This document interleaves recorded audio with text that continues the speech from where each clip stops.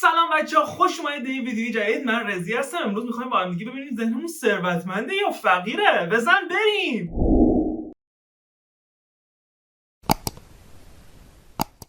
خب بچه‌ها، من یه ویدیو داخل یوتیوب پیدا کردم که نوشته بود تایتلش چگونه ذهن ثروتمند داشته باشیم. حالا می‌خوام ببینم ذهنم ثروتمنده یا فقیره. شما می‌تونید خودتون رو با من تست کنید و داخل کامنت‌ها بهم نتیجه‌شو اعلام کنید. من این ویدیو رو فکر کنم حدوداً 30 ثانیه 40 ثانیه‌اش دیده باشم و الان میریم که از اول دوباره با هم ببینیمش. خب بچه‌ها، میریم که با هم دیگه این ویدیو رو شروع کنیم و خودمون رو تست کنیم. شما هم اگه دوست دارین با من این ویدیو رو تا انتها ببینید و ذهن خودتون رو چک کنید که ببینید ثروتمنده یا فقیر ذهنتون. بزن بریم. ساکسس، موفقیت، بزن. دریمز، واو. سلام و درود میگم خدمت همه دوستان. سلام. امیدوارم مثل همیشه خوب و سرحال باشید. خوبم. تا به حال به این فکر کردید که فرق افراد ثروتمند با افراد فقیر چیه؟ اونا پول دارن، اینا پول ندارن، یا برعکس گفتم. اگر این سوال رو از هر فردی با توانایی مالی بالا بپرسید، قطعاً به شما میگه که فرق بین این دو دسته در ذهنیتشونه. یعنی اگه از پول داره بپرسی میگی ذهن. آخه اصلا من الان داخل ذهنیتم جت شخصی هم داشته باشم، مگه اصلا برام به وجود میاد؟ اراده باید بکنی. باوره نه؟ خیلی کم پیش میاد که فرد میلیونری به شما بگه به خاطر معامله‌ای عالی ثروتمند شده، یا همینطور که برای خودش در حال گشت و گذار بوده ناگهان به یک سرمایه گذار بزرگ یا پدر بزرگش مرده کل زمینه ارث رسیده باباش خورد کرده. به هر حال اونچه که اکثر افراد ثروتمند به عنوان نقطه قوتشون در راه به دست آوردن مال و اموال به اون اشاره میکنن یک چیزه: ذهنیت میلیاردری. واو. حتما از خودتون میپرسید ذهنیت میلیاردری دیگه چه صیغه‌ایه؟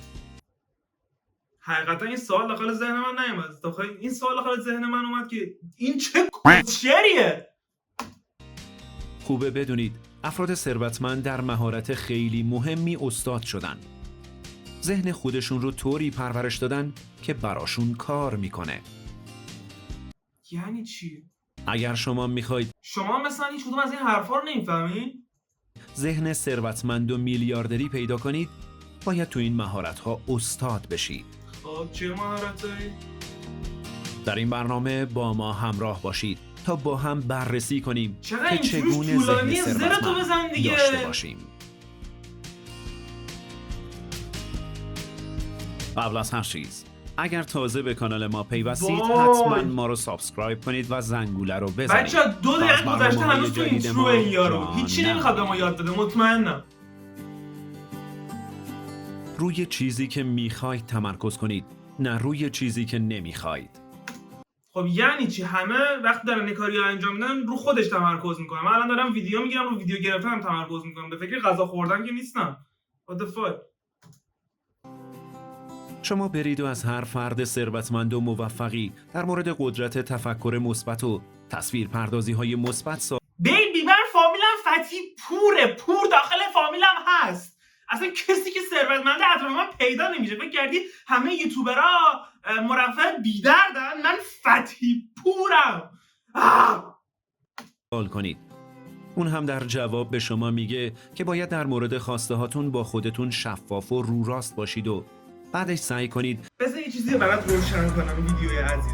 هر کی که دور منه از باباش پول بهش به ارث رسیده، ولی بابای من پوره، قطعی پور فامیلشه و هیچی نداریم. ما نیاز به دونیت داریم، نیاز به سابسکرایب داریم، نیاز به اد گذاشتن بین ویدیو داریم. زودتر منو ساب کنین، یه کاشم برم اد بذارم با بین ویدیوام دیگه. بابا ولم کن. همه اون چیزهایی رو که میخواستید به سمت زندگی خودتون جذب کنید. اما این کار قلق کوچیکی داره. میگه هر چیزی که میخواین طرف خودتون جذب کنید. یعنی کراش هم میتونن جذب کنن؟ وقتی این کار رو انجام میدید باید به رویاهای خودتون به شیوه مثبت سر و شکل بدید. اگر قاب و شکل رویاهاتون منفی باشه، دقیقاً عکس چیزی رو که میخواستید به سمت خودتون جذب میکنید. پس اگر هدف شما اینه که در مواقع بحران و زمانی که شرکت‌ها تعدیل نیرو می‌کنن شغل خودتون رو از دست ندید، باید اینطور فکر کنید: من میخوام شغل خودم رو حفظ کنم. نه اینکه اینطور به خودتون بگید که چه کسشعری داره میگه؟ من نمیفهمم. من نفهمم یا این نمیفهمه داره چی میگه؟ من نمیخوام شغلم رو از دست بدم. ذهن شما جمله منفی رو اینجوری برای خودش ترجمه میکنه: من میخوام شغلم رو از دست بدم. و دقیقاً همین رو جذب میکنید. بهترین دوست من اصلا شغلی ندارم که بخوام از دست بدم. من what the fuck؟ خودتون باشید. آیا تا به حال به نحوه حرف زدن خودتون با خودتون توجه کردید؟ من یه کس خودم با خودم حرف بزنم. صادق باشید. اگر بهترین دوستتون همونطور با شما حرف بزنه که شما با خودتون حرف میزنید، دوستیتون تموم میشه. ما اغلب با خودمون بی‌ادبانه حرف میزنیم. این کار انگیزمون رو نه عزیزم، من این نارسیستم. خیلی هم خوشگلم، خیلی هم با خودم خوب حرف میزنم. من بهترین اخلاق دنیا رو دارم. نه ندارم، خوردادیم. ولی اشکال نداره. مهم اینه که خودمو دوست دارم. قلب میکنه و ما رو وادار به عقب نشینی میکنه. رفتار ما با بقیه اینجوری نیست. پس چرا با خودمون اینطور برخورد میکنیم؟ حتما میپرسید چجوری این رفتار رو کنار بگذارم؟ منم به شما میگم که دفعه بعد که تیرتون به هدف نخورد، فرض کنید این احساس شکست به بهترین دوستتون یا همسر یا نامزدتون دست داده. من اگه همسر و نامزد داشتم این ویدیو رو برش باید نگاه میکردم. الان بعد بیبیم کنارم بود و بغلش میکردم. What the fuck؟ این صورت بهش چی میگفتید؟ حالا دقیقاً همون البته این که زشته هم بی تاثیر نیست. چیزا رو به خودتون بگید. اوه بچه‌ها، چند ثانیه پیش یاد گرفتیم که نباید با خودمون بد حرف بزنیم. پس من اشتباه کردم، به خودم گفتم زشت. چیزی به نام موفقیت‌های کوچیک نداریم. همه ما اهداف بزرگی داریم و همه موفقیت من گنده است. چی فکر کردی؟ من هر جایی که میرینم انقدر میرینم. تپه نریده نذاشتم برای خودم. وقتی به اونها رسیدیم فکر میکنیم به موفقیت بزرگی رسیدیم. تو چنین موقعیت‌هایی احساس غرور، خوشبختی و رضایت میکنیم. اما یه سوال، چرا همش عکس بیزنسمن‌ها رو نشون میده؟ مگه هر کی موفق بیزنسمنه؟ موفقیت‌های کوچیک دیگه‌ای که در این راه وجود دارن چی؟ مثلا وقتی بدون اینکه تو صف منتظر بمونید سوار تاکسی شدید، یا وقتی بلیت درجه 1 هواپیما رو مجانی به دست آوردید، یا تو من هواپیما اصلا ندیدم تا حالا از نزدیک، چه برسه به اینکه بخوام فرست کلاس بشینم. کشی بانک برنده شدید. اینا موفقیتن. یادتون باشه که چیزی به نام موفقیت‌های کوچیک یا بزرگ وجود نداره. اینطور نیست که موفقیتی ارزش جشن گرفتن رو داشته باشه و اون یکی نداشته باشه. هر موفقیتی که به دست میارید مهمه. همه موفقیت‌ها بزرگن و باید برای رسیدن به اونها جشن گرفت. اندازه اونها مهم نیست. کیک بخریم؟ از موفقیت‌های کوچیک استقبال کنید تا ببینید چجوری هر روز زندگیتون به موفقیتی مداوم و بزرگ نه عزیزم، اگه بخوای با موفقیت کوچیک جشن بگیری، خب همیشه تنبل میمونی و فکر میکنی که داری کار شاقی انجام میدی. بعد وقتی به موفقیت بزرگ رسیدی استراحت کنی و به خودت جشن و کادو و اینا هدیه بدی. دیل میشه. این نظر شخصی منه. تنها زمانی رشد میکنید که حس راحتی نداشته باشید. ذهن شما دوست داره کارها رو به روش خودش انجام بده. اما اگر یک دسته از چیزهای تکراری رو همیشه انجام بدید، تو همون کارها درجا میزنید. اگر میخواید داشته هاتون رو عوض کنید، طبعاً باید از اساس دنبال چیزهای دیگه‌ای برید. کلیه حقوق مادی منابع متعلق به شبکه یوتیوب فلان میباشد؟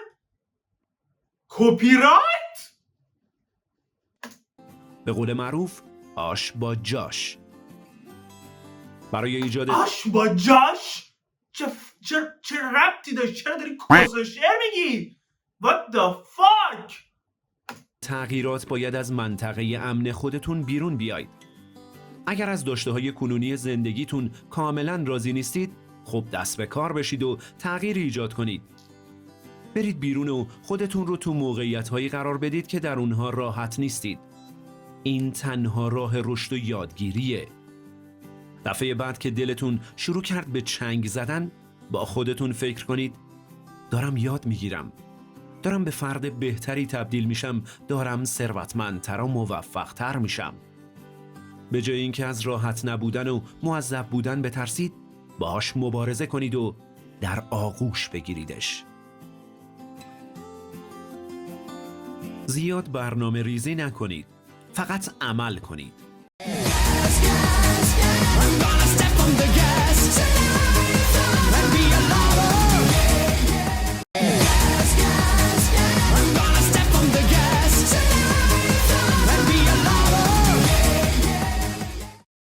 زیاد کسان ماشه رو نمیچکونیم. اگر با اسلحه کار کرده باشید میدونید که هر چه بیشتر نشونه بگیرید دستتونم بیشتر میلرزه. پس به جای اینکه فکر و ذهن خودتون رو درگیر این کنید که بزنید وسط هدف، تفنگ و سریع به دست بگیرید و یک نگاه تند و سریع هم به هدف بندازید و بعد آتش. آره که یهو بخوره تو قلب یارو، تو چش بغل دستی. کسخلی. اگر بخواید از این دستورالعمل فراتر برید و دقت بیشتری به خرج بدید، با شکست روبرو میشید. یکی از اصلی ترین مزیت افراد ثروتمند سرعت عملشون. واقعا دیگه نمیکشم ببینمش. یه دقیقه دیگه مونده و شما هم که این ویدیو رو دیدین فقط وقتتون رو تلف کردین. بهتون تبریک میگم. امیدوارم اگه با شخصیت من حال کردین فقط لایک و سابسکرایب و اینا یادتون نره و تا ویدیو بعدی هم منو سابسکرایب داشته باشین. بزن بریم.